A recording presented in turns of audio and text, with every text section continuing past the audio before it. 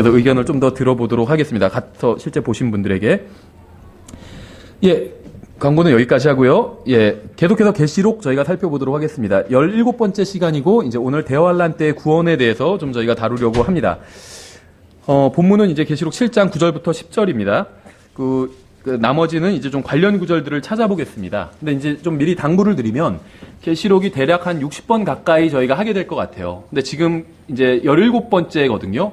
이제 남은 게 한 42번 정도 남았습니다.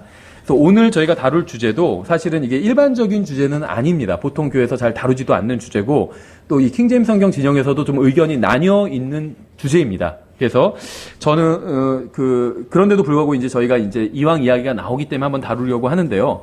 그래서 이제 당부 드리려고 하는 것은 무엇이냐면 앞으로 계시록 강의가 40번 이상 남았거든요. 그래서 오늘 저희가 이 공부를 하면 어떤 질문이 떠오를 수가 있어요.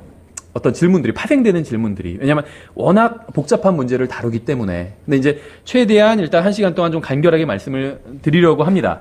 그래서 질문이 막 떠오르시더라도 마구 질문을 하지 마시고, 앞으로 40번이나 더 남았으니까 계시록 강해가, 그 다음에 또 이 주제에 대해서 이야기들이 조금씩 계속 나오게 되거든요. 그래서 계시록 강해를 한번 다 잘 들어보시고, 그래도 질문이 해결되지 않으면 그때 질문을 하셨으면 좋을 것 같아요. 왜냐하면 항상 신학원에서도 그렇고, 어떤 분들은 처음 강의, 두 번째 강의 하시면 막 질문하시는 분들이 있는데, 대부분은 그 다음 강의에서 다 다루게 될 내용들이거든요. 그래서 저희가 이번 시간에도 분명히 의문이 드실 때는 포인트들이 있을 텐데, 아마도 계시록 강의에서 저희가 다 다루게 될 거라고 보시면 됩니다. 예, 먼저 계시록 7장 9절부터 10절 두 절을 읽고 관련된 것들을 살펴보겠습니다. 이 일 뒤에 내가 보니 보라, 아무도 능히 셀 수 없는 큰 무리, 곧 모든 민족과 족속과 백성과 언어에서 나온 큰 무리가, 그러니까 이 민족, 족속, 백성, 언어가 이제 세상 사람들을 지칭하는 네 가지 다른 각기 면으로 지칭하는, 묘사하는 방법이라고 말씀드렸죠.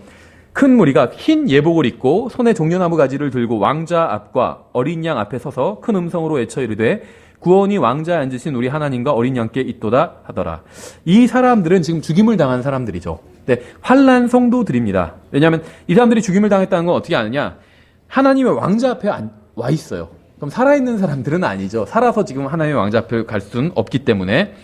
여기서 본문에 나온 사람들은 대환란을 통과해서 이제 구원받은 사람들입니다. 그래서 이번 시간에는 대환란 때 구원에 관해서 살펴보는데요.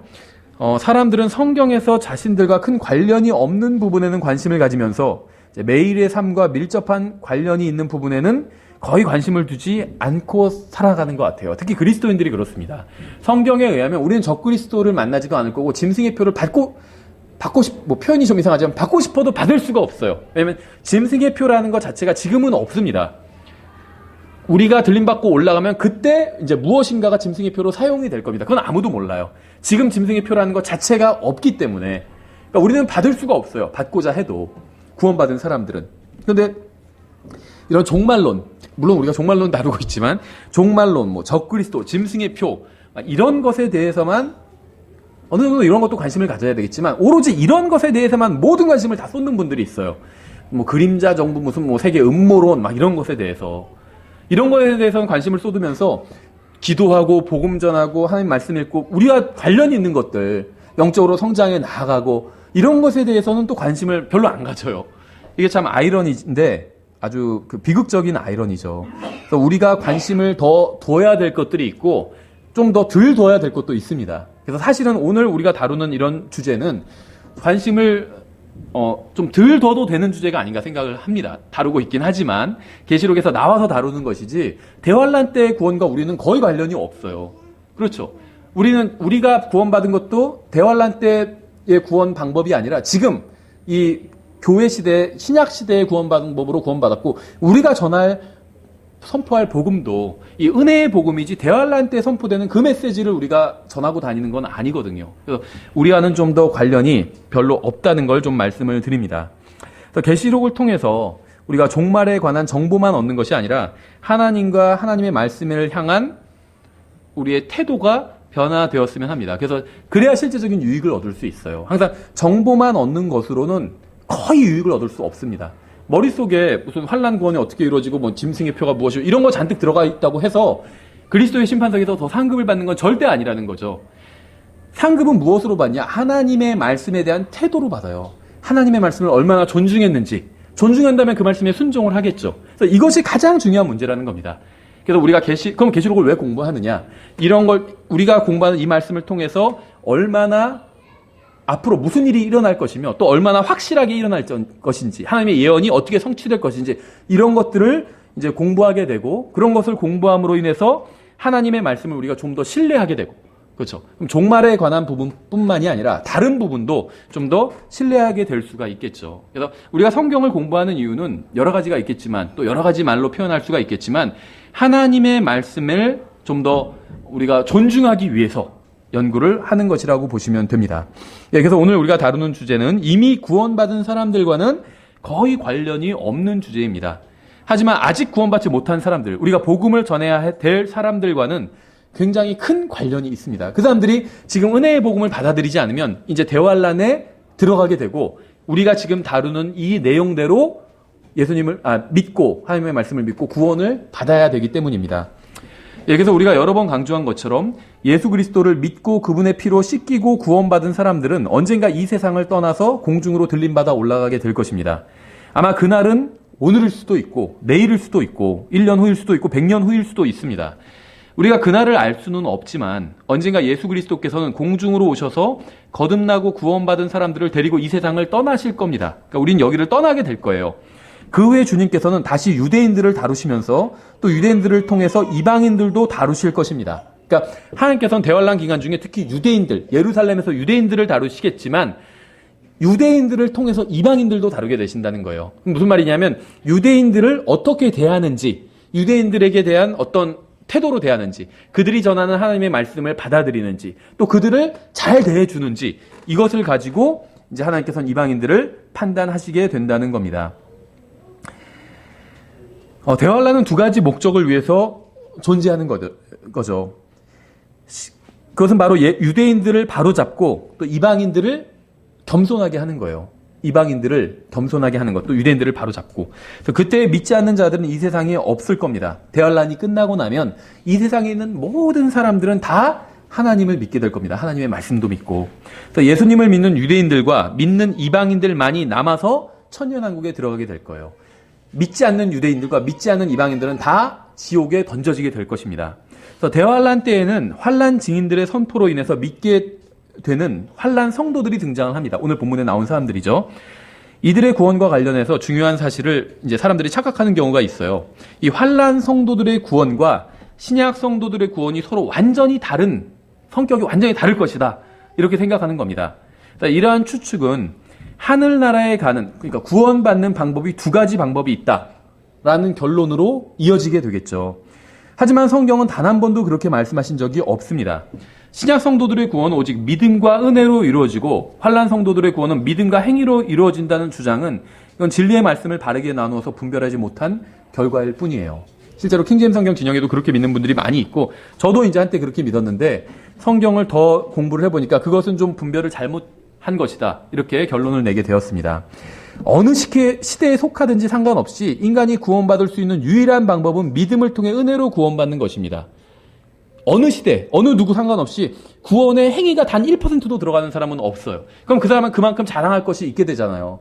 그럼 신약 성도들은 하나님 앞에서 아무것도 자랑할 게 없는데, 구원에 있어서, 그렇죠, 오직 모든 공로를 예수님께 돌리게 되잖아요, 우리는. 근데 환란 성도들은 믿음 플러스 행위로 구원받는다면 90%는 하나님께 영광 돌리지만 10%는 자기들이 자랑할 게 있게 되는 거잖아요. 그거는 성경에서 말씀하시는 것과 큰 차이가 있다는 거죠. 그래서 예수님께서 부활하신 이후에는 신약 시대건 환란 시대건 상관없이 예수님의 십자가 대속을 믿어야만 구원받을 수 있고, 오직 그 길만이 구원받는 유일한 방법입니다.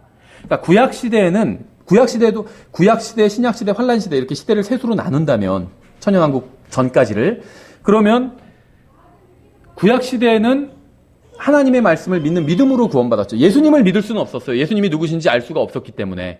다만 하나님의 말씀을 믿었죠. 그러니까 자신이 하나님 앞에서 죄인이란 걸 인정하고 하나님께 용서를 구했습니다. 그건 하나님의 존재를 믿는 거죠. 그 하나님의 은혜를 믿는 것이고, 그러면 구원받을 수 있었어요. 그 예가 누구죠? 아브라함과 다윗의 예잖아요. 그것만 특별한 예는 아니거든요. 어떤 사람은 그 둘은 특별한 사람이다 하는데, 특별한 사람이었다면 사도 바울이 복음을 설명하면서 로마서에서 예를 들지 않았을 겁니다. 그렇죠. 특별한 경우를 예를 들 수가 없잖아요. 일반적인 경우를 보통 사람을 예를 들어야지 아주 뭐 대한민국에서 0.0001%에 속하는 사람만 예를 들고서 이렇게 해야 된다 이러면 누가 그렇게 할 수 있겠어요. 그렇죠.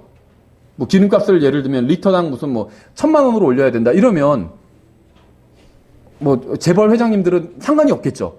근데 그거는 일반인들한테는 말도 되지 않는 이야기잖아요. 그러니까 예를 들려면 일반적인 이야기를 해야 된다는 거죠. 사도 바울은 로마서에서 일반적인 이야기를 하고 있는 거예요. 그러니까 하나님의 은혜는 항상 믿음을 통해서 은혜로 이루어졌습니다. 아브라함과 다윗만 그런 것이 아니라 모든 사람들이 다 그렇게 구원을 받았어요. 롯 같은 경우 생각해 보세요.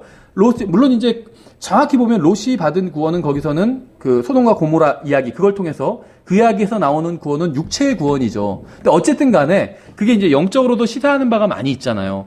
롯이 무슨 행위가 대단했던 게 아닙니다. 그러나 롯이 구원받았죠. 왜 구원받았을까요? 아브라함이랑 똑같아요. 하나님을 믿고 그 믿음을 하나님께서 의로 여겨주셨기 때문에 롯을 구원해 주신 겁니다. 마찬가지라는 거죠. 그래서 구약시대에 믿음으로 구원받았습니다. 믿음과 은혜로. 신약시대는 뭐 말할 것도 없죠. 믿음과 은혜로 구원받았습니다. 환란시대에 대해서 이제 논란이 있는데, 환란시대에도 당연히 믿음과 은혜로 구원받는데, 구약시대는 이제 믿음과 은혜로 구원받고, 신약시대에는 그 구약의 구원에 플러스 예수 그리스도의 십자가가 더해진 것이라고 말씀드렸죠. 당연히 신약시대에도 하나님의 존재 인정하고, 하나님 앞에서 내가 죄인이라는 걸 인정하고, 그리고 그냥 용서해달라고 하는 게 용서를 구하지만 십자가 대속을 통해서 나를 용서해달라고 그렇게 간구하고 믿어야 되는 거죠. 환란시대 마찬가지예요. 이미 예수 그리스도의 십자가가 알려졌잖아요. 알려진 이상 환란시대가 다니엘의 70째 주의 그 70개의 주의 관점으로 보면 구약시대의 맨 마지막이긴 하지만 어쨌든 간에 예수 그리스도의 십자가 대속이 알려진 이유이기 때문에 당연히 그걸 믿어야 됩니다. 왜 그러는지는 제가 뒤에서 이유를 설명을 해드리도록 하겠습니다. 일단 결론적으로 이렇게 말씀드리고, 그러니까 환란 구원은 기본적으로 구약 시대의 어떤 구원, 하나님의 존재 인정하고 그분 앞에서 내가 죄인이다라는 걸 인정하고, 플러스 이제 예수 그리스도의 이 십자가 대속을 믿어야 되고, 그 다음에 이제 육체가 온전히 보존되기 위해선 어떤 특정한 행위들을 해야 되는 것이 있습니다. 예, 그래서 이게 굉장히 이제 중요한 문제인데 그것에 대해서 좀 저희가 살펴보도록 하겠습니다. 예, 모든 시대를 통틀어 구원받은 사람 중 단 한 사람도 행위로 구원받은 사람은 아예 존재하지 않는다는 것이 바로 성경의 가르침입니다. 어느 누구도 1%의 행위도 구원받는데 사용된 적이 없어요. 모든 인류가 구원받기 위한 모든 행위는 다 예수 그리스도의 십자가 행위, 그거밖에 없습니다. 근데 이제 육체를 입고 천년왕국에 들어가는 문제는 완전히 다른 문제입니다. 그렇죠. 그러니까는 이걸 구분하지 못하면 이제 그 환란 시대는 믿음 플러스 행위로 구원받는다 이런 얘기가 나오는데 무엇이냐면 혼의 구원과 몸의 구원을 구분하지 못하기 때문이에요. 혼의 구원과 몸이 계속 보존되는 것, 이거는 전혀 별개의 문제입니다. 이건 환란 시대에도 별개의 문제고 지금 신약 시대에도 별개의 문제입니다. 상급을 받거나 살아서 천년왕국에 들어가기 위해서는 믿음과 행위가 필요합니다. 여기서 말하는 행위는 무슨 행위냐면 선행이 아니라 하나님의 말씀에 순종하는 행위가 필요하다는 거예요. 육체의 구원을 위해서는. 근데 혼의 구원을 위해서는 믿음과 은혜면 충분하다는 거죠. 구약시대나 환란시대 모두 이러한 원칙에 속합니다. 성경은 땅에 속한 민족인 유대인들과 이방인들에게 땅에 세워질 천년왕국에 들어가는 방법에 관해서 말씀하고 있어요. 천년왕국, 약속의 땅에 들어가는 방법에 관해서 말씀하고 있다는 거예요. 이거는 육체의 구원과 관련이 있어요. 혼의 구원이 아니라. 대환란 때 죽임을 당하지 않고 살아서 천년왕국에 들어가기 위해서는 이제 이 지침에 따라야 됩니다. 문제는 이러한 지침을 혼의 구원과 혼동해서 적용하려고 하는 데 있다는 거죠. 구원의 문제를 다룰 때는 항상 무엇으로부터 무엇으로 구원받는지를 따져봐야 돼요. 문맥을. 신약 시대를 살고 있는 여러분과 저는 죄로부터 from sin, 죄로부터 unto righteousness, 의로움에로 구원받았습니다. 그렇죠. 그러니까 우리는 원래 죄의 상태에 있었어요. 하나님께서는 우리가 용서해 주시고 구원해 주십시오 이렇게 간구하니까 죄에서 건져내서 의로움 안에 넣어주신 겁니다. 그래서 from sin unto righteousness예요. 그래서 죄에서 벗어나 의로움에 이르렀다는 것이고, 따라서 우리는 죄의 종착지는 지옥이나 불호수인데 죄로부터 구원받기 때문에 지옥이나 불호수에 던져지지 않는 것이고, 의로움의 종착지인 새 예루살렘인데 우리는 의로움으로 구원받았기 때문에 우리의 종착지는 새 예루살렘이 되었다는 거죠. 그러니까 우리가 지옥에서 구원받아서 천국 가게 됐다 이렇게 말을 하는데 이거는 성경적인 용어는 아니에요. 틀렸다는 건 아닌데 성경적인 표현은 아니라는 겁니다. 성경적인 표현은 지옥으로부터 구원받은 게 아니라 죄로부터 구원받았고, 그래서 하늘나라에 가는 것이 아니라 이제 의로움으로 구원받은 거예요. 목적, 종착지가 의로움이라는 겁니다. 만약에 하늘나라가 종착지가 되면 셋째 하늘은 비게 되잖아요, 나중에. 셋째 하늘에 계신 하나님께서 이 지상으로 강림하시거든요. 그럼 셋째 하늘 텅텅 비어요. 거기 가서 뭐 하겠어요? 하나님 안 계시다면. 그러니까 의로움이 가는, 의로움의 종착지로 우리는 가게 됩니다. 그러면 결국은 하나님께서 계신 곳이죠. 의로움의 종착지는. 예. 그래서 대환란 성도들의 구원을 다루는 계시록 7장의 문맥은 시험과 어떤 짐승의 표로부터 자신을 지킨 자들이 살아서 천년왕국에 들어가는 육체의 구원에 관한 것이에요. 그래서 육체의 구원과 혼의 구원은 완전히 다른 겁니다. 그래서 오늘 우리가 살펴보려는 부분이 바로 이제 이 부분이에요. 먼저 이건 안 찾아보셔도 되는데 한 가지 원칙을 말씀드리면 전도서 3장 15절에 이렇게 되어 있어요. 지금까지 있던 것이 지금 있으며 앞으로 있을 것이 이미 있었나니 하나님은 이미 지나간 것을 요구하시느니라. 좀 약간 이상한 구절 같은데 당연한 말을 하고 있죠. 이 말의 의미는 무엇이냐면 역사는 반복된다는 겁니다. 과거에 있었던 것이 새로운 일이 일어나지 않는다는 거예요. 그렇죠? 지금 막 우리나라에선 지도자에 대한 이야기가 많죠. 국가 지도자가 그래서 되냐 뭐냐 막 논의가 있었잖아요. 최근 헌재에서 결정이 났고. 근데 지금만 그런 게 아니라 과거에도 많았어요. 훌륭한 지도자도 있었고 형편없는 지도자도 있었고 500년 전에도 그랬죠. 조선시대에도 세종대왕 같은 훌륭한 지도자도 있었고 또 아닌 사람도 있었고. 그래서 이건 역사는 반복된다는 말인데 이 전도서 3장 15절의 말씀은 이제 그 이상의 의미를 가지고 있어요. 이거는 이제 예언과 관련해서 굉장히 중요한 말씀이고 하나의 원칙을 제시하고 있는 겁니다. 지금 일어나는 일 중에 과거에 이미 일어나지 않은 일이 없습니다. 마찬가지로 현재 일어나고 있는 일들은 미래에 다시 일어날 겁니다. 역사는 항상 돌고 돌아요. 그러니까 민족이 일어나고 번성하다가 부패해서 붕괴하고 소멸돼 버리고 이런 예는 굉장히 많이 있어요. 그렇죠? 유대 민족만 소멸되지 않았지 나머지 민족들은 일어났다가 붕괴돼 버리고 이런 일은 역사에서 많이 일어났잖아요. 항상 전쟁과 전염병과 기근, 지진, 천재지변 이런 거 항상 일어났었습니다. 반복해서 일어났었어요. 그렇죠? 그래서 우리가 뒤에서 보겠지만 그래서 이런 것들은 종말에 표적이 될 수 없다는 겁니다. 항상 일어났어요. 전쟁이 없었던 때 있나요? 거의 없지. 천재지변 마찬가지고. 그래서 이스라엘 민족이 죄를 짓고 하나님께 부르짖으니 주님께서 구원해 주시고 다시 그들이 죄를 짓고 또 부르짖으니 또 구원해 주시고 계속 반복이 됐죠. 사사기에 자세히 나오잖아요. 그래서 역사는 반복되고 특히 유대인들의 역사는 더욱 그럽니다. 이스라엘 백성은 430년간 이집트에서 노예 생활을 했습니다.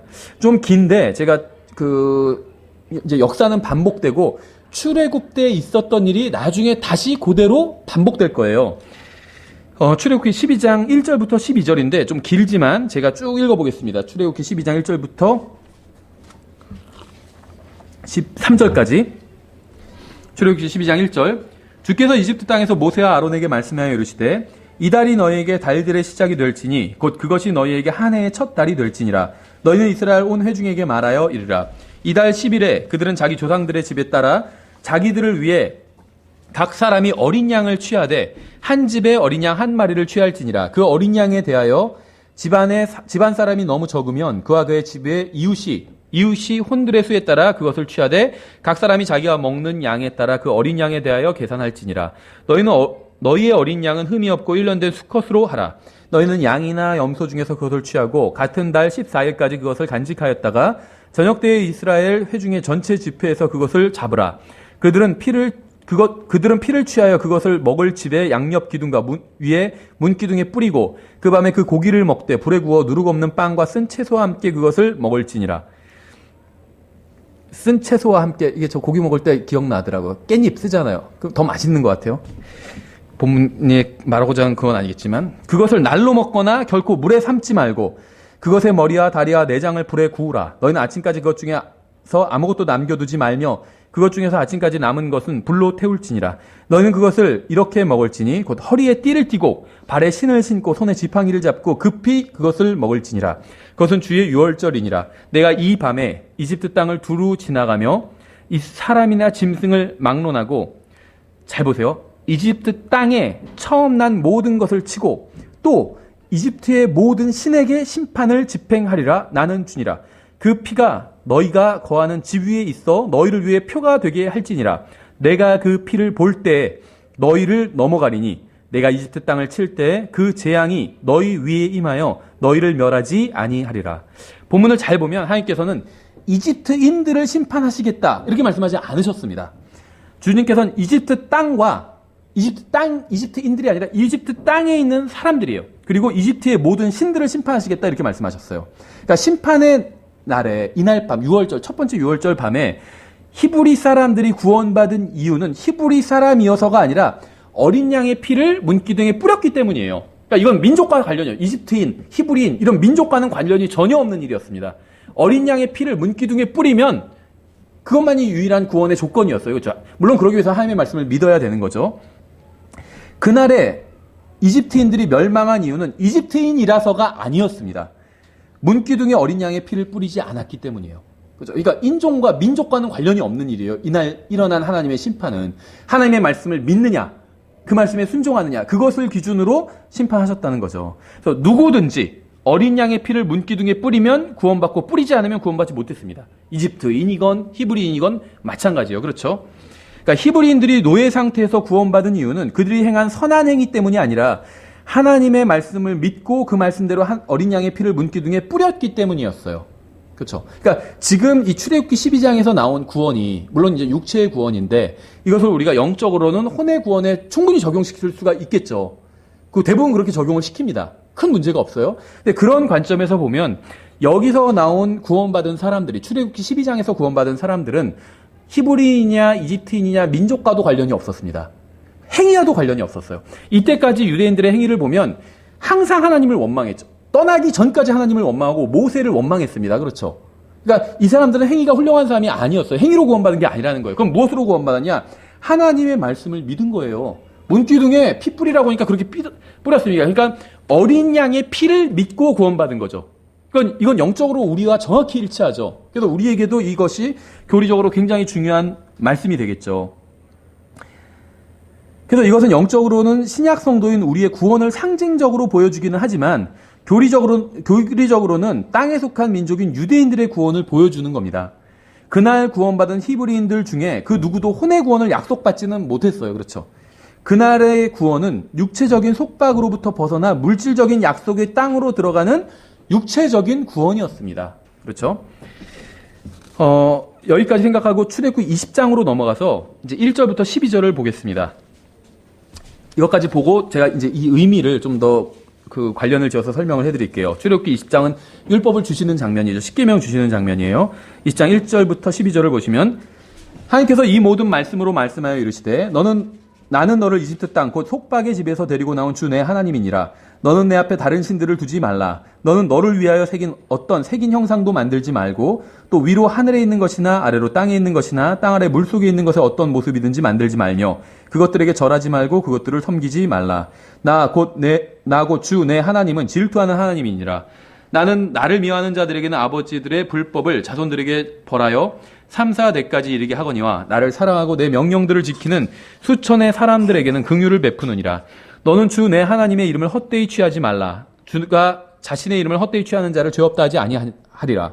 안식일을 기억하여 거룩히 지키라. 엿새 동안은 내가 수고하고 내 모든 일을 할 것이나 일곱째 날은 주 내 하나님의 안식일인즉 그날에는 너나 내 아들이나 내 딸이나 내 남종이나 내 여종이나 내 가축이나 내 문 안에 거하는 내 나그네나 아무 일도 하지 말라.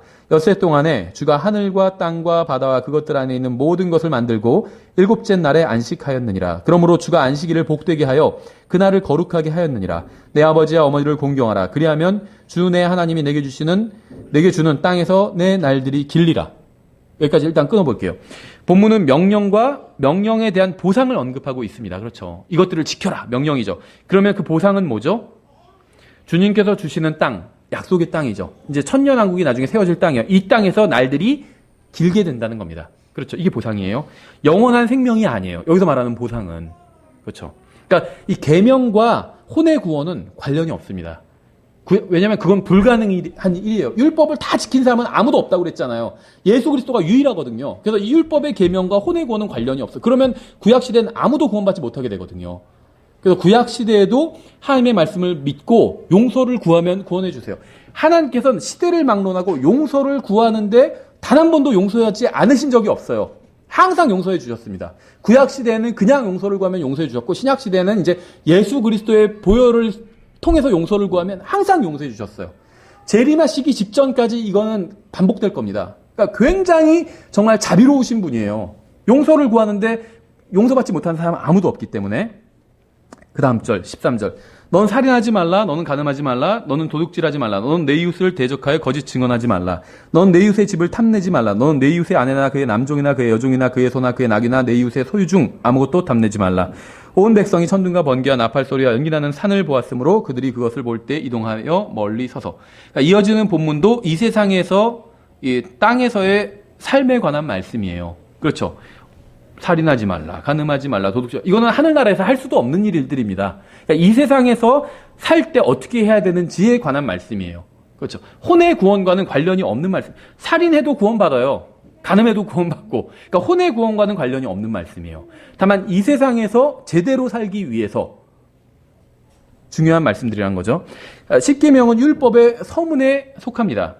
율법을 주신 이유는 이집트의 속박에서 구원하기 위함이 아니었습니다. 이미 이집트의 속박에서 구원받았잖아요. 출애굽기 12장에서 6월절 있었죠. 그리고 출애굽기 20장이에요.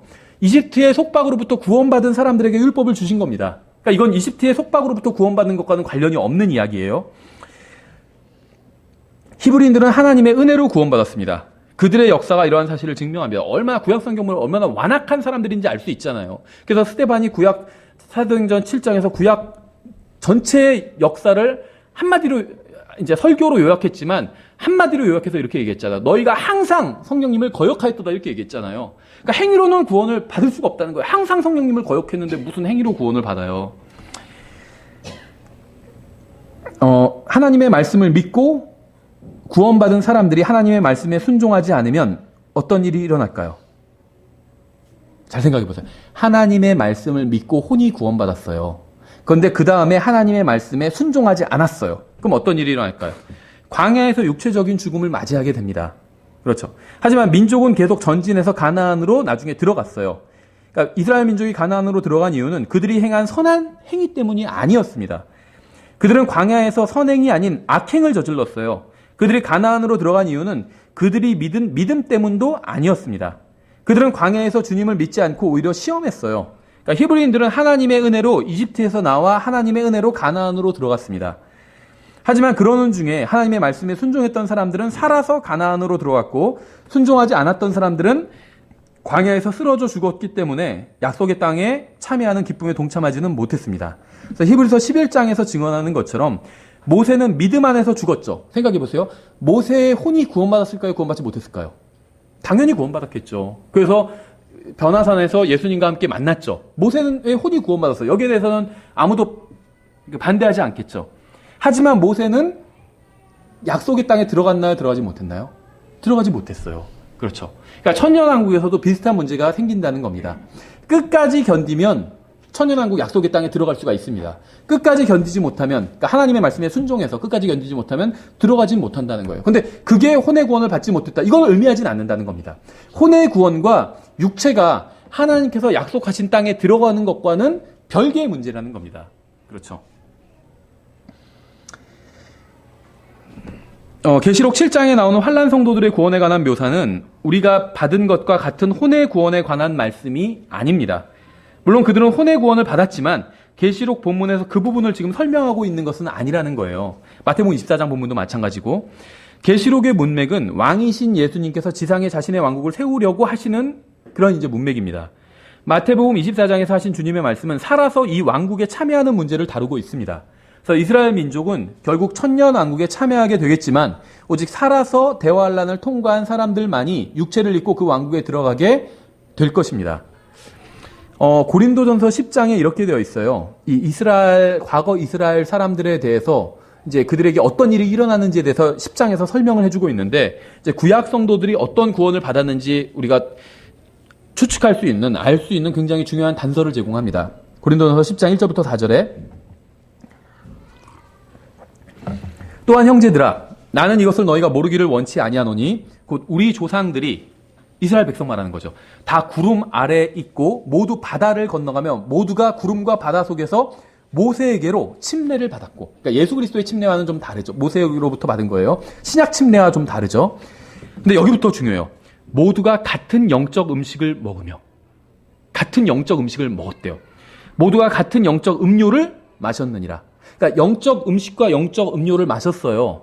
그러면 뭔가가 영적 변화가 있었다는 거죠. 그렇죠? 근데 그 다음에 그들이 자기들을 따라가던 영적 반석으로부터, 그러니까 이스라엘 반석이 먼저 가고 이스라엘 백성을 따라가던 영적 반석, 돌이 있었대요. 큰 영적 반석으로부터 마셨는데, 그러니까 이스라엘 백성이 영적 음료와 영적 음식을 먹었대요. 영적 음료를 마시고 영적 음식을 먹었는데 그것이 어디로부터 나온 거냐면 그 반석으로부터 마셨대요.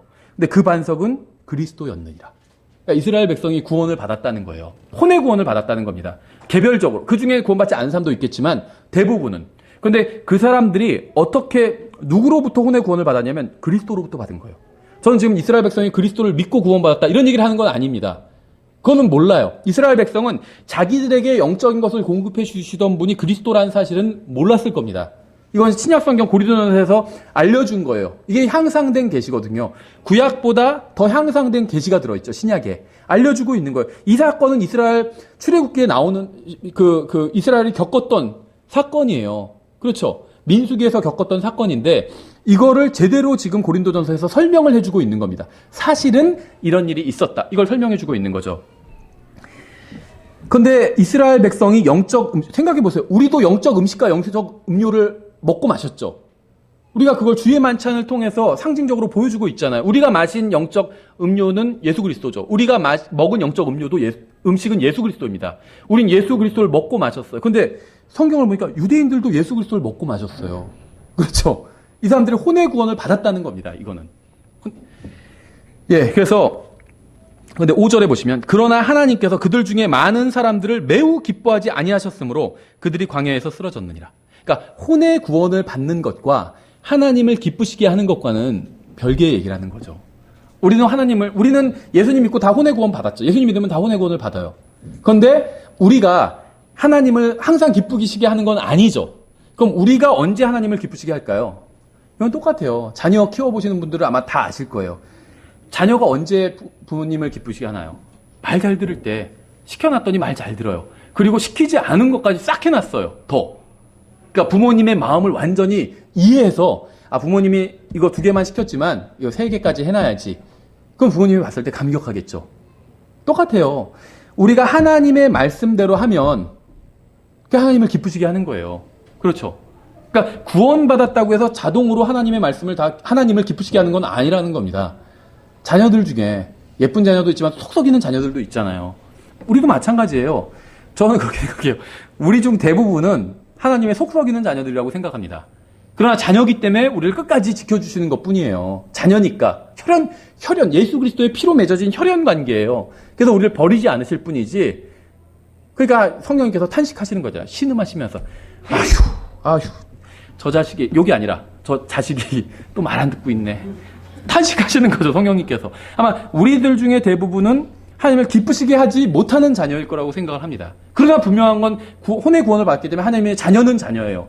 기쁘시게 하지 않는 자녀라고 해서 떼놓고 이사 가지는 않는다는 거죠. 다 그래도 데리고 이사 가는 거지. 그래서 5절에 그러나 하나님께서 그들 중에 이 사람들이 영적 음료를 먹고 음료를 마시고 영적 음식을 먹었습니다. 영적인 어떤 변화가 있었어요. 그러니까는 거듭났다는 건 아니에요. 다만 혼의 구원을 받았다는 겁니다. 그렇죠. 아브라함이나 다윗처럼. 그런데 그들이 하나님께 순종하진 않았잖아요. 그래서 하나님께서는 그들 중 많은 사람들을 매우 기뻐하지 않으셨다고 했습니다. 몇몇 사람은 기뻐하셨죠. 갈렙, 눈 이런 사람들은 기뻐하셨죠. 그런데 여호수아, 갈렙은 기뻐하셨지만 대부분은 기뻐하지 않으셨죠. 그래서 영적으로 구원받고 침례를 받고 음식을 먹고 마신 사람들 중에 많은 사람들을 하나님께서 기뻐하지 않으셨고 그래서 그들은 광야에서 쓰러졌습니다. 그 이유가 무엇일까요? 그들이 악한 것을 탐했기 때문이에요. 6절에. 이제 이런 일들이 우리의 본보기가 되었으니 이것은 그들이 탐한 것 같이 우리도 악한 것들을 탐하지 아니하게 하려 함이라. 하나님께서 이스라엘 백성을 기뻐하시지 않은 이유는 그들이 악한 것을 탐냈기 때문이죠. 또 그들이 우상 숭배를 했기 때문이에요. 7절. 그들 중에 어떤 자들과 같이 너희는 우상 숭배자가 되지 말라. 이것은 기록된 바 백성이 앉아서 먹고 마시며 일어나서 뛰놀더라 함과 같으니라. 또 그 사람들은 음행을 저질렀죠. 8절. 그들 중에 어떤 자들이 음행하다가 하루에 23,000명이 쓰러졌으니 우리는 그들과 같이 음행하지 말자. 또 심지어 이 사람들이 그리스도를 시험하기까지 했습니다. 그리스도인 줄도 모르고 시험했겠죠. 9절. 또한 그들 중에 어떤 자들이 그리스도를 시험하다가 뱀들에게 멸망을 당하였으니, 그러니까 그리스도가 하나님이라는 거죠. 뱀들에게 멸망을 당하였으니 우리는 그들과 같이 시험하지 말자. 또 그들은 하나님의 은혜를 받고도 불평했습니다. 우리도 마찬가지죠. 그러니까 우리가 하나님께 불평하면 하나님께서 기뻐하지 않으신다는 거예요. 10절. 또한 그들 중에 어떤 자들이 불평하다가 파멸시키는 자에게 멸망을 당하였으니 너희는 그들과 같이 불평하지 말라. 이스라엘 백성이 하나님의 말씀을 믿을 때 그들은 영적으로 구원받고 침례받고 그리스도로부터 나온 음식을 먹고 음료를 마셨습니다. 고린도전서 10장에서 그렇게 말씀하고 있잖아요. 제가 지어서 얘기하는 게 아니라. 하지만 그렇다고 해서 자동으로 지상의 왕국에 참여하게 되는 것은 아니었습니다. 그래서 이 사람들이 혼의 구원은 받았지만 하나님의 말씀에 순종하지 않았기 때문에 광야에서 쓰러졌다고 말씀하고 있잖아요. 그렇죠. 그러니까 혼의 구원은 믿음과 은혜로 받지만 왕국, 가나안 땅에 참여하는 것은 믿음과 행위가 있어야만 합니다. 이것을 구분할 수 있어야 돼요. 그러니까 진리의 말씀을 바르게 나누어 분별하지 못하는 사람들이 빠지는 함정이 주로 이제 마태복음 24장에 있습니다. 환난 구원이니까 마태복음 24장 관련된 이제 장을 좀 찾아보면 마태복음 24장 3절에 이렇게 말씀하고 있죠. 그분께서 올리브산 위에 앉으셨을 때 제자들이 은밀히 그분께 나와 우리에게 말씀해 주소서 어느 때에 이런 일들이 있으리이까 또 주께서 오시는 때의 표적과 세상 끝의 표적이 무엇이리이까 하니 그러니까 꼭 우리랑 비슷하죠. 궁금해하는 게 언제 예수님 오십니까? 세상 끝! 그 표적이 뭡니까? 이 질문을 하고 있는 거예요. 4절 예수님께서 그들에게 대답하여 이르시되 아무도 너희를 속이지 못하도록 주의하라. 많은 사람이 내 이름으로 와서 내가 그리스도라 하며 많은 사람을 속이리라. 그러니까 이 말씀에 의하면 적그리스도들은 종말의 표적이 될 수가 없습니다. 많이 온다고 그랬어요. 많이. 그렇죠. 적그리스도가 하나가 올 것이다. 이렇게 말씀하고 있잖아요. 그러니까 The Antichrist는 하나지만 적그리스도는 하나지만 많은 적그리스도들이 있어요. 그래서 이 적그리스도들을 보고는 이게 종말이다 알 수 없다는 거예요. 너무 많기 때문에. 그렇죠. 그래서 적그리스도들이 등장했다고 해서 종말이 왔다고 생각할 필요가 없다는 겁니다. 다만 그들을 따르지 않으면 되죠. 6절. 또 너희가 전쟁들과 전쟁들의 소문을 들을 터이나 주의하여 불안해하지 말라. 이 모든 일들이 반드시 일어나야 하되 아직 끝은 아니니라. 끝이 아니라는 거예요. 종말이 아니라는 겁니다. 그래서 전쟁이나 전쟁의 소문도 종말의 표적이 될 수가 없습니다. 생각해보세요. 1차 대전, 2차 대전 큰 전쟁이 일어났지만 종말이 오지 않았잖아요. 그러니까 전쟁이 종말의 표적이 될 수 없어요. 왠 줄 아세요? 전쟁은요, 인류가 항상 해오던 것들입니다. 그래서 예수님께서는 그래도 아직은 끝은 아니다. 이렇게 말씀하신 거예요. 종말이 아니라는 거예요. 7절.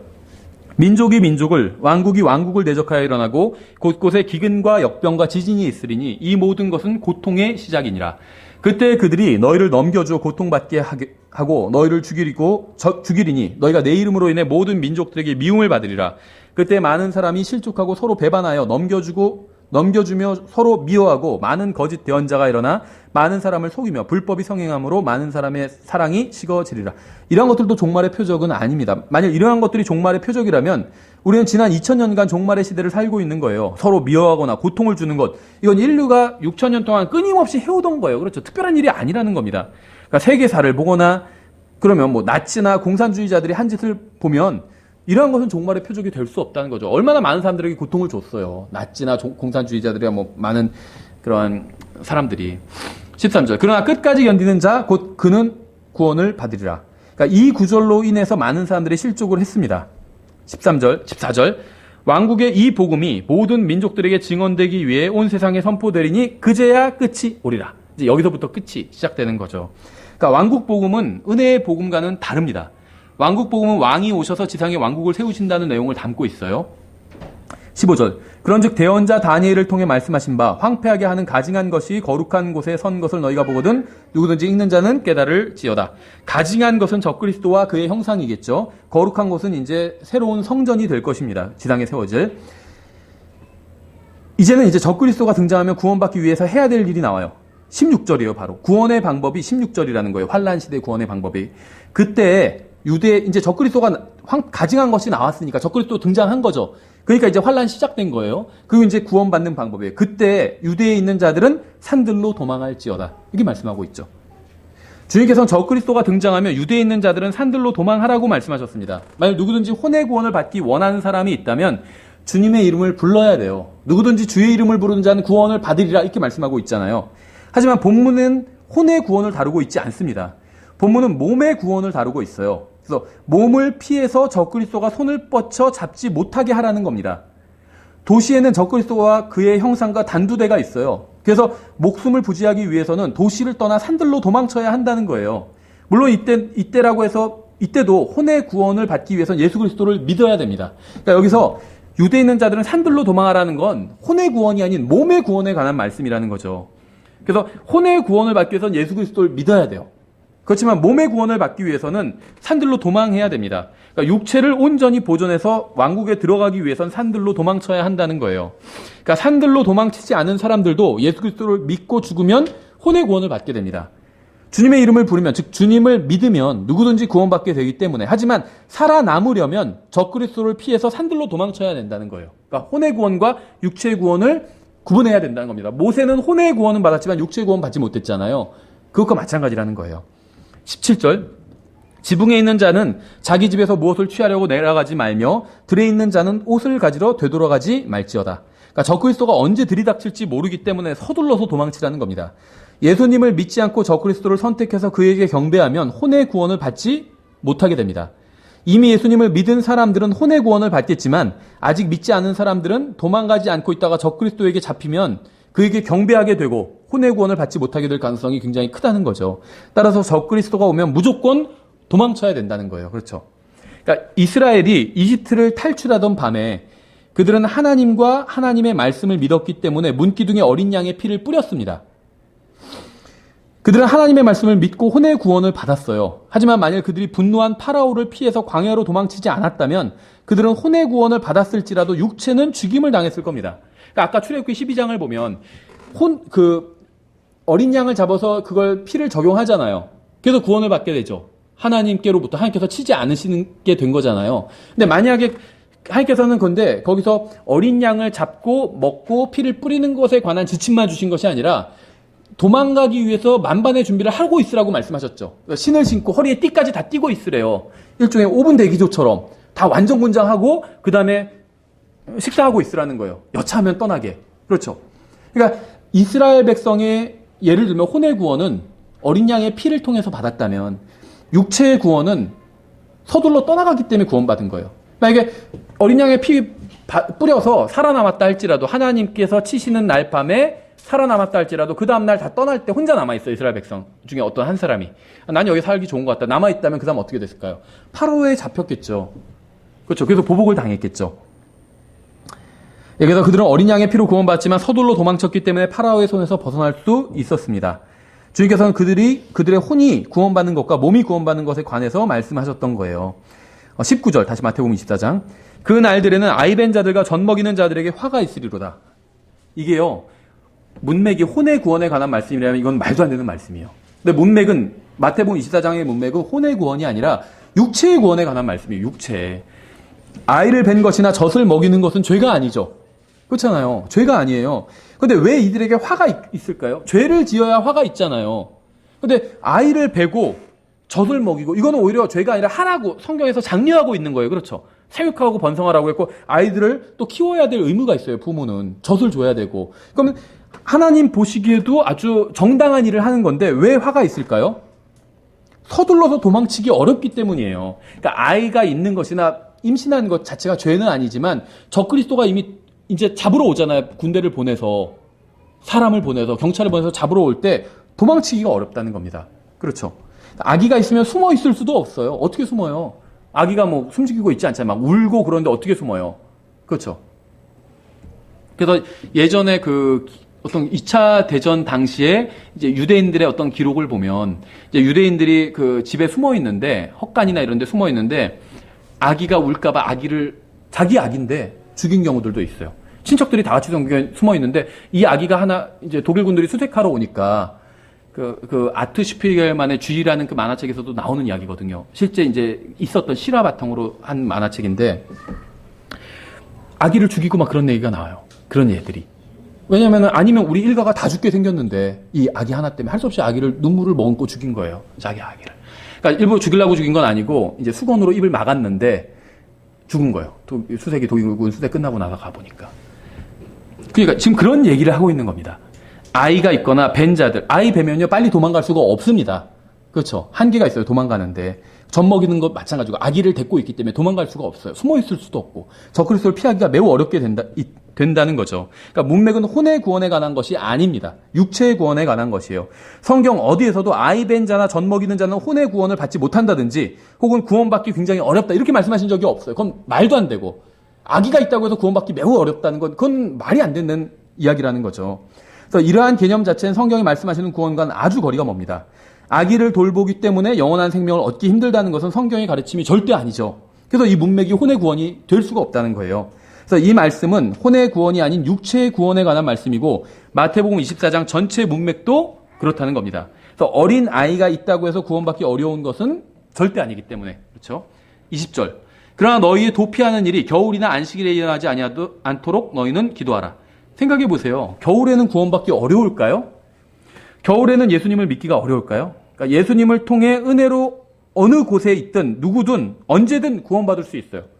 겨울에 구원을 덜 받고 여름에 더 잘, 봄에 더 잘 받고 이게 절대 아니라는 겁니다. 그렇죠? 똑같아요. 겨울이나 여름이나 예수님 믿으면 누구나 구원받을 수 있습니다. 그렇죠? 그러니까 누구든 예수님만 믿기만 하면 구원받을 수 있어요. 혼의 구원은 언제 어디서나 누구에게나 쉽습니다. 열려있고 그렇죠? 누구나 원하는 마음만 있다면 구원받을 수 있어요. 겨울이나 여름이나 아프리카나 알라스카나 다 똑같아요. 구원받는 거는. 그렇죠? 하지만 육체의 구원은 상황에 따라 달라질 수가 있다는 겁니다. 아무런 육체적인 위협이 없는 때도 있지만 살아남기 위해서 전력을 다해 도망쳐야 할 때도 있어요. 그러니까 특히 화창하고 따뜻한 날보다 눈보라가 몰아치는 한겨울에 도망치기는 매우 어렵습니다. 그렇죠? 그래서 주님께서는 살아남기 위해서 도망치는 일이 겨울에 일어나지 않도록 주의하라고 말씀하신 거예요. 그러니까 20절 말씀은 겨울이나 안식일에는 혼이 구원받을 수 없다는 말씀이 아니라 혹독한 추위가 몰아치는 겨울이나 비행기 운항이 이뤄지지 않는 날이라면, 안식일에 유대인들은 비행기 운항 안 하잖아요. 그런 날이라면 살아남기 어렵다는 이야기입니다. 육체의 구원에 관한 말씀이에요. 근데 이 말씀이 그러나 너희의 도피하는 일이 겨울이나 안식일에 일어나지 않도록 너희는 기도하라. 이 말씀은 또 재림의 날이 정해지지 않았음을 의미합니다. 만약 그날이 정해졌다면 왜 도피하는 날이 겨울이나 안식일에 일어나지 않도록 기도하라고 하셨을까요? 이미 정해졌는데. 그러니까 대환란의 시작과 끝은 정해지지 않았습니다. 대환란이라는 것 자체는 정해졌어요. 그런데 대환란이 언제 시작될지는 정해지지 않았다는 거예요. 왜냐하면 휴거가 정해지지 않았기 때문에. 휴거가 있고 나서 대환란이 시작되잖아요. 그러니까 휴거가 정해지지 않았으면 대환란도 정해지지 않은 거예요. 대환란이 있을 것이다. 3년 반 동안. 그 사실은 정해져 있지만 언제냐 그건 정해지지 않았다는 거죠. 그래서 휴거가 일어난 일이 정해지지 않은 것처럼 대환란이 일어난 날도 정해지지 않았습니다. 21절 그때 큰 환란이 있으리니 세상이 시작된 이래로 이때까지 그런 환란이 없었고 그 이후에도 없으리라. 그래서 13절에 나온 끝까지 견뎌야 구원받는다는 말의 의미는 대환란의 끝까지 견뎌야 육체의 구원을 받는다는 의미입니다. 평생 견뎌야 구원받는다는 의미가 아니라는 거예요.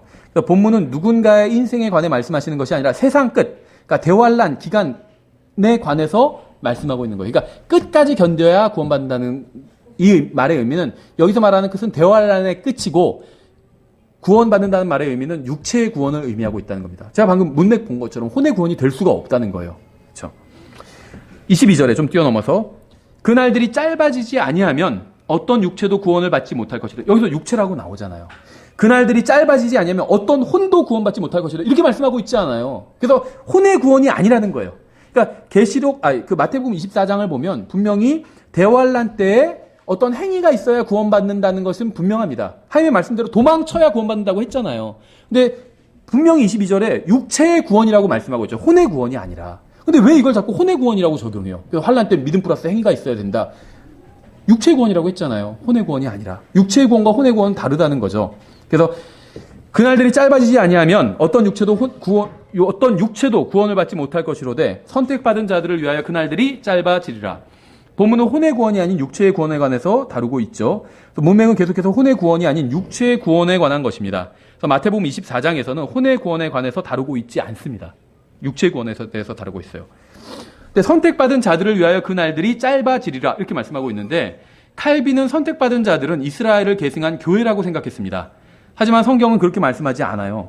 교회는 대환란 전에 들림받아 올라갑니다. 선택받은 자들은 이스라엘 민족이에요. 어떻게 알 수 있느냐? 성경으로 해석하면 로마서 11장 25절에 보면 알 수 있어요. 이렇게 되어 있어요. 형제들아 너희가 스스로 지혜로운 것으로 여기지 않게 하기 위하여 이 신비에 대해 너희가 모르기를 내가 원치 아니하노니 이것은 곧 이방인들의 충만함이 이를 때까지 일부가 눈머는 일이 이스라엘에게 생긴다는 것이라. 이스라엘 이야기죠 이제. 그리하여 온 이스라엘이 구원을 받으리라. 이것은 기록된 바 시온에서 구출자가 나와 야곱에게서 대환란은 야곱의 고난의 때죠. 야곱에게서 경건치 아니한 것을 돌이키리니 내가 그들의 죄들을 제거할 때에 이것이 그들을 향한 내 언약이니라 함과 같으니라. 복음에 관하여는 그들이 이스라엘이죠. 너희로 인하여 원수된 자들이지만 구원받은 사람들이 아니라는 거예요. 교회 시대에. 복음에 관하여는 원수되는데 어떻게 구원받아요? 그렇죠. 복음에 관하여는 그들이 이스라엘이 너희로 인하여 원수된 자들이지만 선택에 대하여는 그들이 조상들로 인해 사랑받는 자들이니. 그렇죠. 복음에 관하여는 마이너스지만 선택에 관하여는 플러스가 된다는 겁니다. 이스라엘 백성이. 그러니까 이스라엘 백성은 에 대해서 정리하면 선택받은 사람은 이스라엘 백성인데 이스라엘 백성은 복음의 원수기 때문에 구원받지 않은 사람들이에요. 그렇죠. 그러니까 성경에서 말씀하시는 선택은 혼의 구원과는 관련이 없다는 겁니다. 그렇죠. 예, 그래서 이스라엘 민족은 복음의 원수였지만 선택받은 자들이었어요. 그래서 성경에 하면 복음을 받아들인 사람들은 휴거되고 선택받은 사람들은 대환란을 통과합니다. 그렇죠. 복음을 받아들인 사람은 휴거되고 선택받은 사람은 대환란을 통과해요. 이스라엘은. 마태복음 24장에 혼의 구원이 아닌 육체의 구원을 다루고 있습니다. 다시 마태복음 24장으로 돌아가서 선택받은 자들을 위하여, 이스라엘을 위하여 그 날들이 짧아지리라 이렇게 말씀하고 있어요. 근데 이게 좀 생각해 볼 만한 표현이라고 생각을 합니다. 무슨 말이냐면 제가 뭐 여러분에게 강요하지는 않겠지만 이 구절과 관련해서 제가 이제 믿는 걸 말씀을 드릴게요.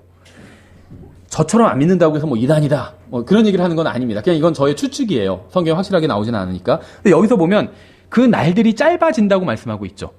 그런데 성경은 대환란의 기간, 대환란이 언제 시작되는지는 모르지만 대환란의 기간이 3년 반, 42달, 1260일이라고 말씀하고 있죠. 그러니까 대환란의 기간은 7년인데 그 중에서 이제 환란이 극심한 후 3년 반이 3년 반이고 이 기간은 정해져 있습니다. 고정되어 있어요. 그렇죠. 그러니까 이 기간은 성경이 말씀하시는 것처럼 고정되어 있어요. 그래서 대환란의 기간이 3년 반이나 42달이나 1260일보다 줄어들 수 있을까요? 없을까요? 없어요. 고정되어 있기 때문에. 그러니까 성경은 그 날들이 줄어든다고 하지 않아요. 뭐라고 하냐면 그 날들이 짧아진다고 하고 있습니다. 그렇죠? 무슨 말일까요? 우리가 이런 얘기 하잖아요.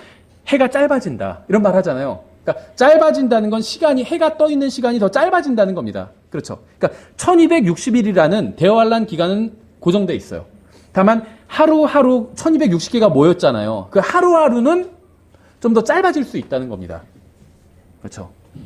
우리가 뭐 썸머타임 같은 거 하면 하루가 짧아질 때도 있잖아요. 24시간인데 23시간인 적도 있죠.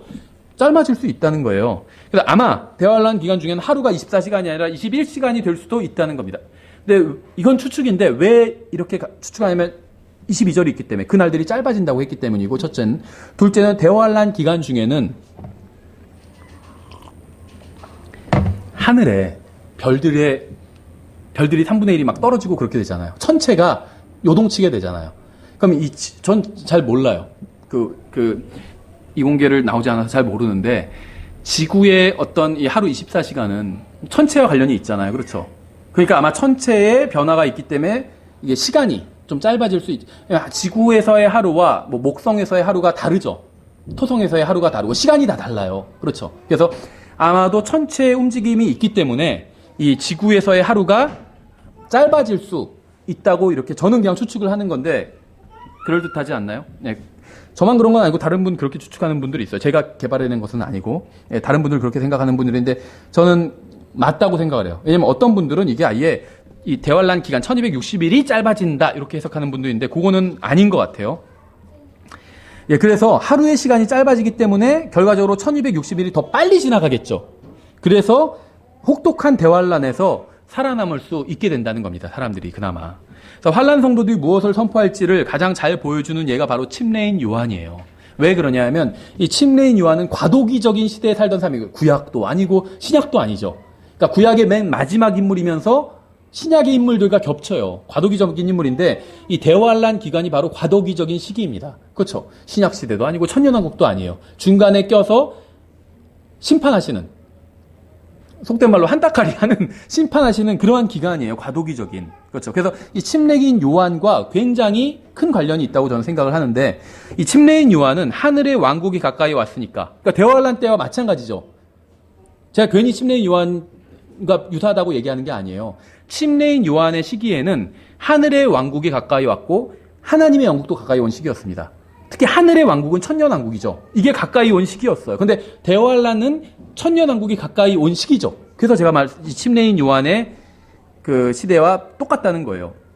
곧 왕국이 서게 되기 때문에 왕국에 맞는 행위를 해야 된다. 이렇게 설교했죠. 회개에 합당한 열매를 맺으라. 이렇게 선포했습니다. 행위가 있어야 된다. 마태복음 3장에서. 하지만 그뿐만이 아니에요.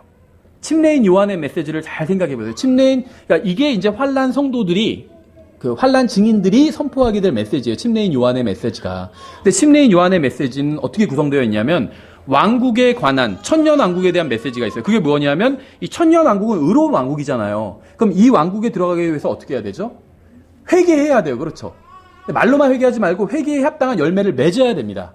그래서 침례인 요한이 하늘 왕국이 가까이 왔으니까 왕국 복음을 전한 거예요. 회개에 합당한 열매를 맺어라. 이렇게 전한 거죠. 근데 거기서 끝나지 않아요. 침례인 요한의 메시지는 무엇이냐면 요한복음 1장 29절에 의하면 세상 죄를 제거하시는 하나님의 어린 양을 보라고 선포했습니다.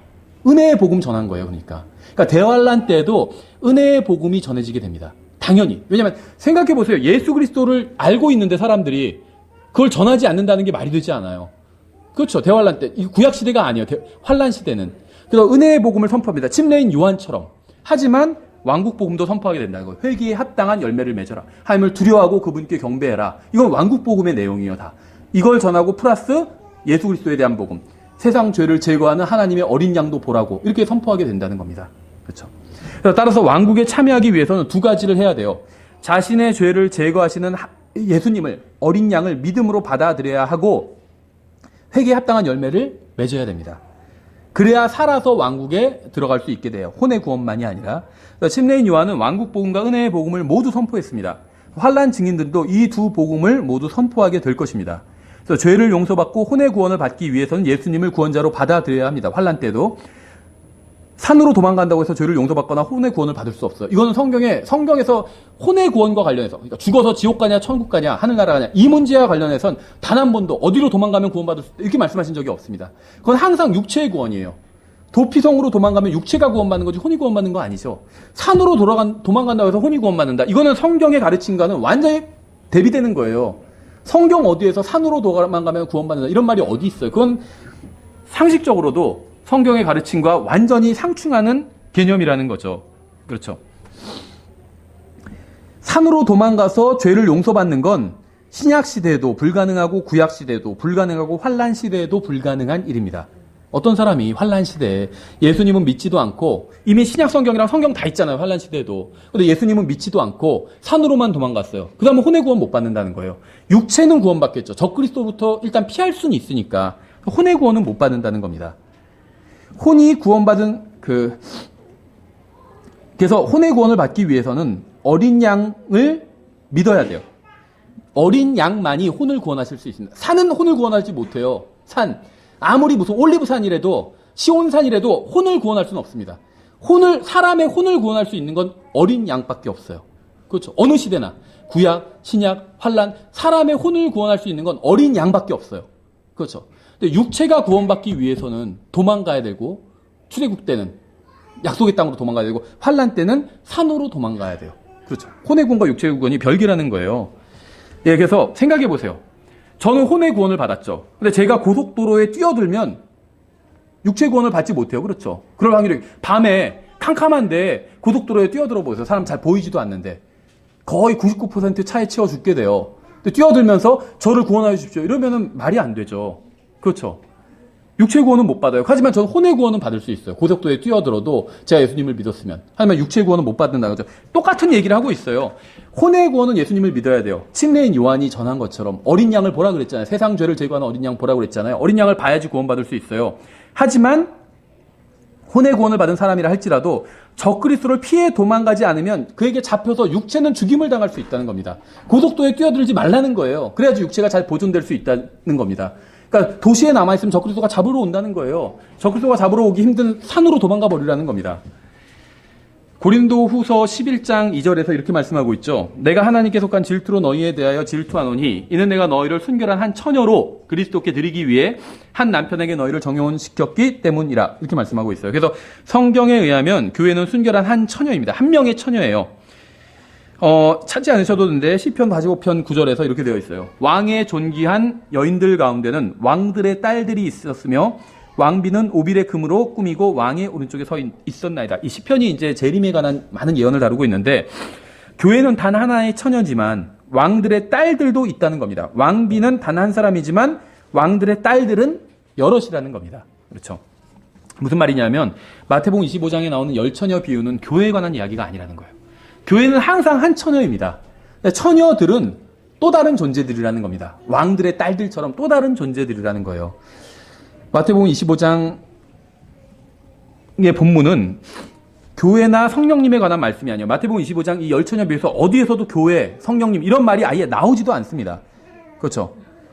본문은 주님의 재림을 기다리는 사람들에 관한 비유입니다. 본문에 나온 기름은 성령님이 아니고 될 수도 없어요. 왜냐하면 누구도 성령님을 사거나 팔 수가 없기 때문에. 따라서 본문에 나온 사람들은 성령님을 받은 구원받은 사람들인 교회가 아닙니다. 본문에 나온 처녀들은 예수 그리스도의 신부인 한 처녀가 아니라는 거예요. 1절에 그때 하늘의 왕국은 마치 자기 등불을 가지고 신랑을 맞으러 나간 열 처녀와 같으니라. 마태복음 25장의 본문과 비유는 하나님의 왕국이 아닌 하늘 왕국에 관한 거예요. 하늘 왕국이 열 처녀와 같다 이렇게 말씀하고 있잖아요. 하나님의 왕국이 아니라. 하나님의 왕국은 교회와 관련이 있죠. 영적인 왕국이고. 하늘 왕국은 물질적인 왕국이고 이스라엘과 관련이 있어요. 그렇죠. 그래서 이 교회와 관련이 있는 하나님의 왕국이 아닌 이스라엘 민족과 관련이 있는 하늘의 왕국이 신랑을 맞으러 나간 열 처녀와 같다고 이야기하고 있는 거죠. 여기는 신랑과 결혼하기 위해서 간 게 아니라 단순히 신랑을 맞으러 간 겁니다. 신랑을. 그렇죠. 그러니까 신랑을 맞으러 가는 것과 신랑과 결혼하는 것은 별개의 일이라는 거예요. 결혼식과 결혼잔치, 혼인식과 혼인잔치가 별개인 것처럼. 그렇죠. 예를 들면 저희 자매와 결혼한 건 저지만 여러분도 저희 자매를 만날 수는 있잖아요. 그 얘기예요. 여기선 신랑을 만나러 간 거지 결혼하러 갔다는 얘기는 없다는 거죠. 그들 중에 5은 지혜롭고 5은 어리석더니 지혜로운 사람들은 하나님의 왕국에 들어가기 위해서 그분의 말씀대로 하지만 어리석은 자들은 그분의 말씀대로 하지 않는 자들. 산들로 도망가라고 했는데 도망 안 가요. 잡으러 왔는데도. 그게 어리석은 자들이죠. 3절 어리석은 자들은 자기 등불을 가져가되 기름을 함께 가져가지 아니하였고 지혜로운 자들은 자기 등불과 함께 자기 그릇에 기름을 가져갔더라. 신랑이 더디오므로 그들이 다 졸다가 잠들었는데 한밤중에 외치는 소리가 나되. 여기서 신랑이 한밤중에 오죠. 그러니까 이거는 이 비유를 세세하게 해석하면 안 돼요. 제가 그 신학원 첫 번째 학기에서도 말씀드렸지만 성경에 나온 특히 복음서에 나오는 비유는 한 가지 진리를 가르치기 위해서 예수님께서 지어낸 이야기입니다. 이 지어낸 이야기를 해석할 필요가 없어요. 사실에 기반한 이야기가 아니라는 겁니다. 기름은 아무것도 상징하지 않아요. 등불도 아무것도 상징하지 않습니다. 성령님을 상징하고 뭐를 상징하고 이런 건 아니에요. 그냥 한 가지 진리를 가르치기 위해서 지어낸 얘기예요. 그럼 한 가지 가르치고자 하는 진리는 뭘까요? 비유가 25장 1절부터 12절까지 나오고 13절에 결론이 나와요. 그러므로 결론이죠. 그러므로 깨어 있으라. 너희가 사람의 아들이 오는 그날도 그 시각도 알지 못하느니라. 알지 못한다고 했는데 분명한 말씀으로. 근데 비유에서는 한밤중에 온다고 그랬잖아요. 그렇죠. 그러니까 이거를 한밤중을 막 해석하는 사람들이 있어요. 한밤중은 뭐 언제고 무슨 해석할 필요가 없다는 거예요. 한밤중에 오시지 않을 수도 있습니다. 몰라요, 그건. 이거는 그냥 비유 속에서 나온 예수님 지어서 얘기하시는 말씀이에요. 제가 뭐 여러 번 비유를 들지만 예를 들면 여러분 배고프면 어떻게 해야 됩니까? 음식을 먹어야 됩니다. 이렇게 얘기해요. 그래서 예를 들면 제가 교회에 오다가 배가 고파서 중간에 내려서 중국집에 가서 짜장면 한 그릇 먹고 왔더니 이제는 배가 고프지 않아요. 이것처럼 여러분도 배가 고프면 음식을 먹어야 되고 영적으로도 영적인 음식을 먹어야 됩니다. 이렇게 얘기를 했더니 그건 제가 예를 든 거죠. 그럼 제가 실제로 오다가 중국집에 들려서 짜장면 먹었다는 얘기는 아니에요. 그렇죠? 그냥 예를 든 것뿐인데 끝나고 와서 질문을 근데 그 짜장면 중국집이 어디였어요? 짜장면 얼마였어요? 맛있었어요? 이런 거 묻는다면 답답하겠죠. 똑같아요. 예수님께서 지어서 이야기를 하신 거예요. 어떤 진리를 가르치기 위해서 그날과 그 시각은 아무도 모르기 때문에 아예 자지 말아라. 그냥 계속 깨어 있어라. 이걸 가르치기 위해서 지어서 이야기하신 건데 여기서 열처녀가 누구예요? 등불이 뭐예요? 기름이 뭐예요? 이거 질문하고 있는 거예요. 이걸 팔라고 그러니까 파지지가 않아요. 기름이라고 하니까 보통 성령님을 상징할 것 같으니까 성령님이라고 해석하는데 기름을 사고 팔고 하잖아요. 또 기름이 모자르다고 하잖아요. 성령님이 모자른 경우도 있나요? 내 영적으로 부흥을 하기 원하는데 성령님이 모자라서 부흥할 수가 없어요. 이럴 수 있나요? 성령님은 모자라신 분이 아니에요. 또 사고 팔 수도 없고 사도행전에서 한 명 나오죠. 성령님 사고 팔라고 했다가 저주를, 한마디로 욕을 바가지로 먹죠. 저주를 듣죠. 그래서 이거는 이렇게 디테일하게 풀 수 없다는 거예요. 다른 비유도 마찬가지예요. 비유는 디테일하게 풀면 안 돼요. 다만 앞뒤를 봐가면서 그 결론이 나와 있어요. 그 이야기를 하기 위해서 못 알아들으니까 그럼 내가 예를 들어줄게 하고 예를 드신 것뿐이에요. 근데 그 예를 갖고 막 따지고 있어요. 중국집 어디 있었어요? 얼마 했어요? 맛있었어요? 막 그거 따지고 있다는 거예요. 중요하지 않은 이야기를. 그래서 어리석은 자들은 자기 등불을 가져가되 기름을 함께 가져가지 아니하였고 지혜로운 자들은 자기 등불과 함께 자기 그릇에 기름을 가져갔더라. 신랑이 더디 오므로 그들이 다 졸다가 잠들었는데 한밤중에 외치는 소리가 나되 보라 신랑이 오는도다. 너희는 그를 맞으러 나오라 하니라. 이에 그 처녀들이 다 일어나 자기 등불을 손질할 때 어리석은 등불이 성령님이면 성령님 손질하거나 이럴 수 없죠. 어리석은 자들이 지혜로운 자들에게 이르되 우리의 등불이 꺼졌으니 성령님이 꺼졌다는 거예요. 그러면 우리에게 너희 기름을 나누어 달라. 성령님을 좀 나눠달라는 거죠. 말도 안 되는 이야기입니다. 문제는 전혀 복잡하지 않습니다. 이 비유 어디에서도 기름이 무엇을 상징하고 등불이 무엇을 상징한다는 말은 없습니다. 본문은 단순히 신랑을 맞기 위해 준비되어 있어야 한다는 교훈을 주고 있어요.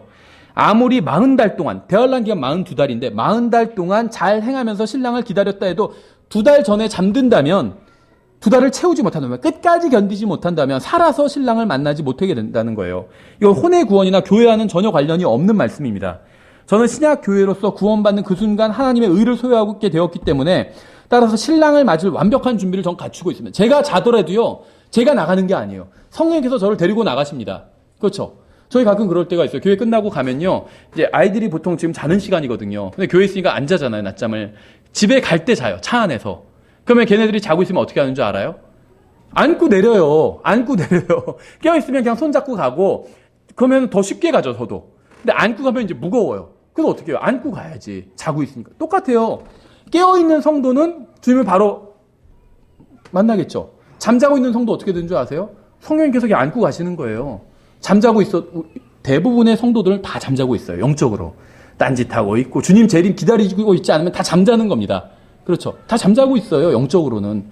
어떻게 하는 줄 아세요? 성령님께서 안고 가시는 거예요. 얘 또 자네. 안고 가시는 거예요. 그러고. 그래서 전혀 문제가 없다는 겁니다. 그래서 우리는요, 예수님을 믿고 구원받은 사람은요, 마음 푹 놔도 돼요. 두려워할 필요가 없어요. 잠깐만, 내가 지금 자고 있을 때 오시면, 실제 내가 자고 있을 때 오시면 어떡할 거예요? 준비가 아무것도 안 돼 있는데. 걱정 없어요. 성령님께서 깨어 계시거든요. 성령님께서 데려가실 거예요. 안고 가실 겁니다. 전혀 걱정할 필요 없다는 거예요. 근데 이 사람들은 안에 성령님께서 지금 그렇게 계시지 않죠. 우리처럼. 그래서 깨어 있어야 된다는 거예요. 우리가 좀 다르다는 겁니다. 그렇죠? 9절. 지혜로운 자들이 응답하여 이르되 그리할 수 없노라. 너희가 함께 쓰기에 부족할까 염려하노니. 성령님은 부족하지 않죠. 너희는 차라리 파는 자들에게 가서 너희를 위해서 사라 하매 그들이 사러 간 사이에 신랑이 오므로 준비된 자들은 그와 함께 혼인잔치에 혼인식이 아니죠. 혼인잔치에 들어가고 문이 닫히니라. 그래서 이 비유가 가르치는 교훈은 명백합니다. 주님께서 오실 때 준비되어 있지 않으면 그분을 맞을 수 없다는 겁니다. 주님의 말씀대로 도피하지 않으면 살아서 천연왕국에 들어갈 수가 없습니다. 대환란 때는 주님을 믿어야 하고 말씀대로 실천해야 되고 그래야 끝까지 끝까지 그 실천을 유지해야 돼요. 40달 동안 41달 동안 깨어있다 할지라도 42달째 자면 그러면은 천연왕국에 살아서 들어가지 못한다는 겁니다. 모세 생각해 보세요. 모세 얼마나 훌륭한 사람이었어요. 모세가 가나안 땅에 들어가게 해달라고 간구했잖아요. 근데 주님께서 거절하셨죠. 다 이것 때문이에요. 그렇죠. 이게 아니었다면 허락해 주셨을 거예요. 모세가 얼마나 충실한 사람이었어요. 허락해 주실 만도 했겠죠. 근데 왜 거절하셨을까요? 이 진리 때문이에요. 아무리 훌륭하다 할지라도 끝까지 견디지 않으면, 말씀에 순종하지 않으면 약속의 땅에 들어갈 수 없다는 진리를 보여주기 위해서 모세를 허락하지 않으신 겁니다. 그래서 모세가 혼의 구원은 받았지만 가나안 땅에 못 들어갔어요. 끝까지 견디지 않았기 때문에. 그렇죠. 31절 지금 10절까지 봤죠, 저희가. 이 부분은 지금 좀 약간 겹치는 것이기 때문에 제가 다시 그 뒤에 부분은 좀 설명을 하진 않고 나중에 강해서가 나오면 거기에는 실어 놓겠습니다. 그래서 결론적으로 말씀드리면 대환란 때 하나님께로 돌아온 유대인들은 적그리스도를 피해서 세계 각처로 도피하게 될 것입니다. 그래서 이렇게 도피하는 유대인들은 개인이 아닌 민족과 국가 차원에서 이제 도움을 받게 돼요. 그러니까 마태복음에서 24장, 25장에서 이제 민족들의 심판이 나오죠. 양의 민족, 또 염소의 민족 심판이 나오죠. 그래서 민족 차원에서 돕게 됩니다. 왜냐하면 이제 유대인들이 이제 전 세계로 각지로 흩어져서 도망가게 됩니다. 적그리스도를 피해서 도망가는데 각 국가마다 그냥 들어갈 수 있는 게 아니잖아요.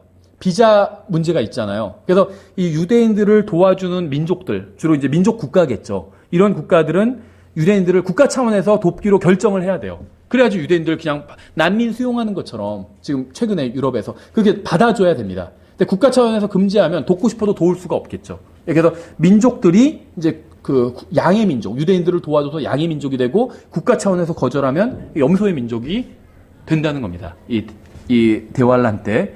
그래서 그 이제 기본적으로 정리해서 말씀드리면 침례인 요한이 전한 것처럼 왕국 복음과 은혜의 복음을 환란 성도들도 다 전하게 됩니다. 은혜의 복음을 안 전할 수가 없어요. 그러니까 이쪽 킹제임 성경 진영에서는 왕국 복음만 전한다 이렇게 얘기를 하는데 이미 은혜의 복음이 알려져 있어요. 성경이 있고 그렇죠. 대환란 때 성경이 없는 게 아니죠. 말씀의 기갈이 있다고 그렇게 성경 말씀하고 있지 않아요. 아모스서에서 말씀을 듣는 데에 대한 기갈이 있다고 말씀하고 있어요. 왠 줄 아세요? 성경은 있어요. 휴거대에 올라갈 때 성경 같이 올라가는 거 아니거든요. 사람만 올라가요. 예수님을 믿는 사람만. 그러니까 믿는 사람이 싹 올라갔기 때문에 말씀은 있지만 이걸 전할 사람이 없는 거예요. 이거 누가 전하겠어요? 믿는 사람들이 전하잖아요. 목사건 성도건 간에 믿는 사람이 전하는데 믿는 사람이 싹 다 올라갔어요. 말씀만 났거든요. 그래서 말씀의 기갈은 아니에요. 말씀은 있어요. 말씀을 듣는 것에 대한 기갈이 있는 거예요. 전하는 사람이 없기 때문에. 그렇죠. 그러니까 신약 성경 그대로 있습니다. 그래서 신약 성경에 그런데도 불구하고 대환란 때 구약적인 천국 복음만, 왕국 복음만 믿으면 된다. 이거는 말이 되지 않아요. 신약에 나온 복음도 믿어야 된다. 마치 침례인 요한은 왕국을 코앞에 두고 선포를 했는데 마치 환란 증인처럼 선포한 거예요. 그런데 왕국 복음과 회개에 합당한 열매를 맺어라. 왕국 복음이죠. 그 다음에 세상 죄를 제거하는 어린 양을 보라.